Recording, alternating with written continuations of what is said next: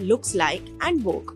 Now, in a human eye, there are a lot of different parts as you can see, but we are more focused on the lens and the ciliary muscles, which helps us to see near and far objects.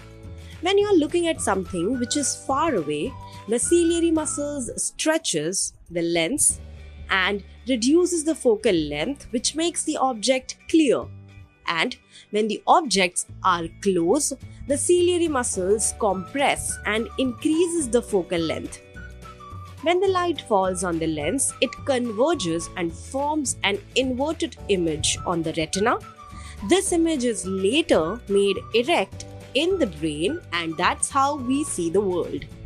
Now, in the case of myopia, the image is formed in front of the retina instead of on the retina.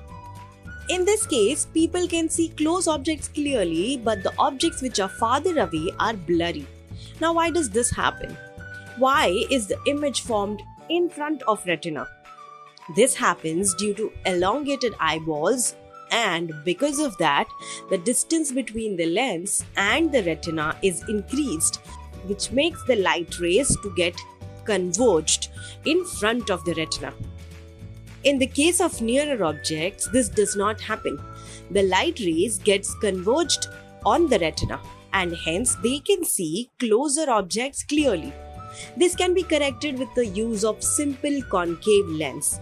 A concave lens is a lens that possesses at least one surface that curves inwards and is thinner from its center when compared to its edges.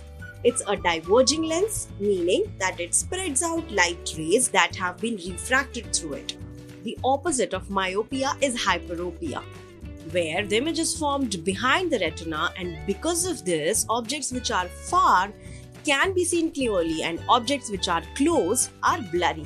The reason for the defect is that the eyeball is compressed and the focal length is reduced, which causes the focal point to fall behind the retina. This can be corrected with the simple use of convex lens.